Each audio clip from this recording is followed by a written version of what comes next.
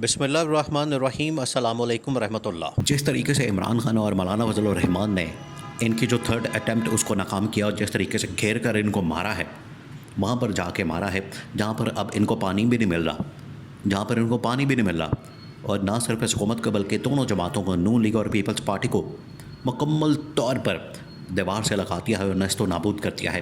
अब इनकी सियासत भी नस्तो नाबूद हो गई है, इस्टेब्लिशमेंट के साथ ताल्लुकात भी इनके ख़राब हो गए हैं और इनकी कारकर्दगी भी सिफर हो चुकी है और ये कुछ भी नहीं कर सकते। ना इनके पास महंगाई बेरोज़गारी कंट्रोल करने का कोई प्लान या विज़न है और ना ही ये आइन साजी कर सकते हैं।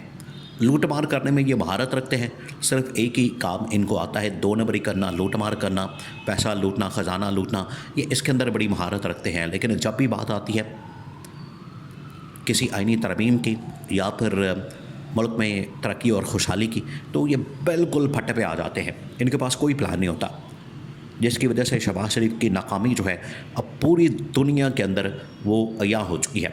पूरी दुनिया के अंदर इस्टेब्लिशमेंट को तो पहले दिन से पता लग गया था कि इस कदर निकम्मा, इस कदर नाअहल और इस कदर करप्ट आदमी वज़ीर आज़म तो लगा दिया है। वैसे सूट भी ऐसा ही करता था आदमी, सूट भी उनको वैसे ही करता है। शेख रशीद तो कहता है कि इतना करप्ट आदमी नवाज शरीफ भी नहीं है जितना करप्ट आदमी शहबाज शरीफ है। इससे आप अंदाज़ा कर सकते हैं कि दोनों की करप्शन का लेवल क्या है। तो शहबाज शरीफ अब कारकर्दगी में भी ज़ीरो हो चुका है और आईनी तरमीम में नाकामी के बाद तो इसकी कारकर्दगी तो बिल्कुल सिफर हो चुकी है। जो 2 अटैम्प्ट इन्होंने की, थर्ड अटैम्प्ट शुरू होने से पहले ही मौलाना ने और इमरान खान ने मिलकर इस हुकूमत को जिस तरीके से चारों शाने चित किया, उससे शहबाज शरीफ की नाकामी जो है, शहबाज शरीफ का जो फेलियर है वो खुल कर सामने आ गया है और उससे पता लग गया है कि शहबाज शरीफ हुकूमत के अहल नहीं है, शहबाज शरीफ हुकूमत के काबिल नहीं है, शहबाज शरीफ वज़ीर आज़म के काबिल नहीं है।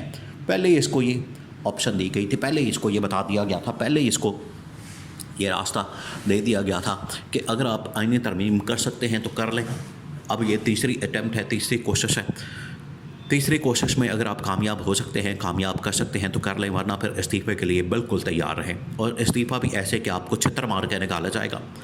आपको 100 प्याज और 100 छितर वाली मिसाल आपको जहन में रखनी चाहिए, वो शहबाज शरीफ के ऊपर अप्लाई होने जा रही है। पहले हालांकि इसको बता दिया गया था, पार्टी के बहुत सारे लोगों ने, दोस्तों ने शहबाज शरीफ के इसको आगाह कर दिया था कि 100 प्याज मत खाओ, इस्तीफ़ा दो, छितर खाओ और घर जाओ। लेकिन नहीं, शहबाज शरीफ ने कहा कि नहीं, प्याज खाने ही खाने। तो प्याज खाने के चक्कर में जो तरमीम के लिए अटैम्प्ट की गई पिछले 2 महीने से लगे हुए हैं, इसके ऊपर 100 प्याज भी खा रहे हैं, 100 छितर भी खा रहे हैं। इधर से प्याज खाते हैं, उधर से छितर पड़ते हैं। तरमीम के लिए जाते हैं, वो नाकाम हो जाती है, फिर जाते हैं, फिर नाकाम हो जाती है। तीसरी अटैम्प्ट भी अब नाकाम कर दी गई है और दोनों ने, मौलाना ने और इमरान खान ने मिलकर इनकी तीसरी अटैम्प्ट को नाकाम कर दिया है। अब ये क्या कर रहे हैं, कभी इलेक्शन कमीशन के पास जाते हैं, कभी सुप्रीम कोर्ट के पास जाते हैं, कभी काजी के पास जाते हैं, कभी किसी के पास जाते हैं, कभी किसी के पास जाते हैं, लेकिन ये तरमीम करने के बिल्कुल भी काबिल नहीं रहे। अब मौलाना की जानिब से जो डिमांड रखी गई, मौलाना की जानिब से जो शराइत रखेंगी, वो असल में डिमांड और शराइत इमरान खान की हैं। अगर किसी को ये गलत फहमी है, अगर किसी को ये समझ नहीं है, अगर किसी के पास ये इन्फॉर्मेशन नहीं है, तो ये गलत फहमी दूर कर ले।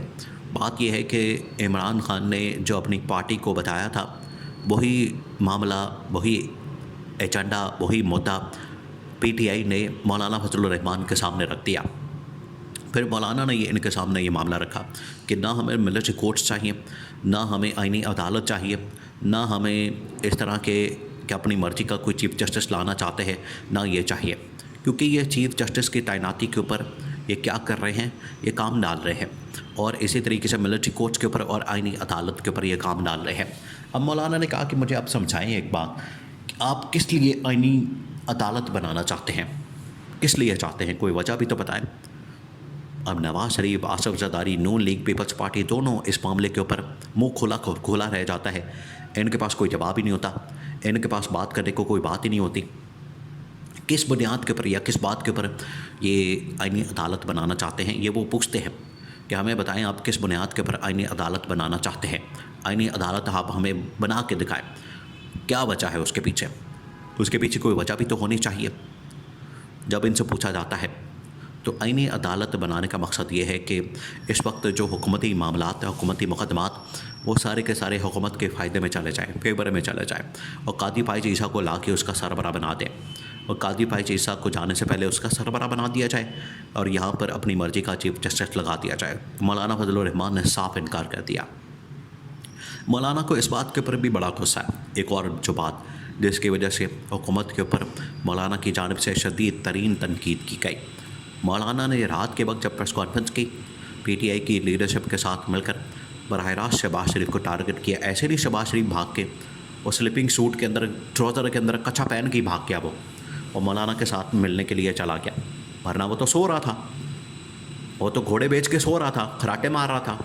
उसको उठाया, उठ बाहर जा, देख मौलाना ने क्या किया तेरे साथ। मौलाना ने ये किया, मौलाना ने बड़े दो टोक अंदाज में कहा कि शहबाज शरीफ साहब, आप हमारी ख़वातीन के ऊपर हाथ डाल रहे हैं, आप हमारी ख़वातीन की इज़्ज़त के ऊपर हाथ डाल रहे हैं। आप कभी शाह महमूद कुरैशी की बहू को अगवा करते हैं, कभी किसी MNA की बेटी को अगवा करते हैं, कभी किसी MNA की बीवी को अगवा करते हैं। ये आप मुल्क चला रहे हैं कि आपने यहाँ पर जंगल का कानून बना दिया है? यहाँ पर हैवान रहते हैं या इंसान रहते हैं? क्या औरतों की इज़्ज़त के साथ इस तरह का सलूक किया जाता है? क्या औरतों के साथ इस तरह का रवैया रखा जाता है?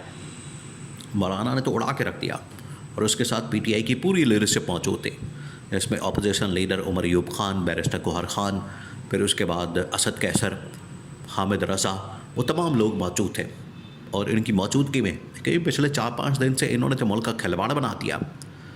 जिस तरीके से ख़वातीन को उठाया जा रहा है, उनका अगवा किया जा रहा है, अगवा करके कहाँ ले जाते हैं, क्या करते हैं, उनके साथ किसी को कुछ पता नहीं होता। लेकिन कुछ जो इन्फॉर्मेशन PTI के सोर्सेज से बाहर आ रही है, उसके अंदर तो ये कहा जा रहा है कि जाके वहाँ पर उनके ऊपर टॉर्चर करते हैं, उनको नंगा करते हैं, उनकी वीडियोस बनाते हैं, उनकी लाइव वीडियो जो है वो फिर ख़ानदान वालों को दिखाते हैं ताकि उनको तोड़ा जाए, और PTI के MNA जो है नून लीग के अंदर शामिल की जाए। तो नून लीग वालों को शर्म आनी चाहिए इस तरह की तरमीम के लिए हरबे हथकंडे इस्तेमाल करते हुए, उन्हें तो शर्म आनी चाहिए। अब ये बात की गई है कि अगर ये हरबे हथकंडे इस तरह के इस्तेमाल किए जाएंगे, अगर इस तरह के मामलात किए जाएंगे, तो फिर हम किसी सूरत पे इसको नहीं मानेंगे। तो मौलाना ने जब ये धमकी दी तो फिर शहबाज शरीफ को होश आया। तो अब शहबाज शरीफ के ऊपर जो है वो डबल प्रेशर आ गया है। शहबाज शरीफ के ऊपर इस्टेब्लिशमेंट का भी प्रेशर है, शहबाज शरीफ के ऊपर अपोजिशन का भी प्रेशर आ गया है। तो शहबाज शरीफ आईनी तरमीम करने में नाकाम है, प्रेशर बढ़ता जा रहा है, आवाम का प्रेशर भी आ गया है, कारकर्दगी ज़ीरो है, पार्टी ने भी बिल्कुल लाताल्लुक़ कर दिया है, सिवाय इस्तीफ़े के अब कोई ऑप्शन नहीं बचता शहबाज शरीफ के पास। बेहतर ये है कि अभी इस्तीफ़ा दे दे, वरना फिर घसीट कर बाहर निकाला जाएगा और भागने के लिए इसको जगह भी नहीं मिलनी।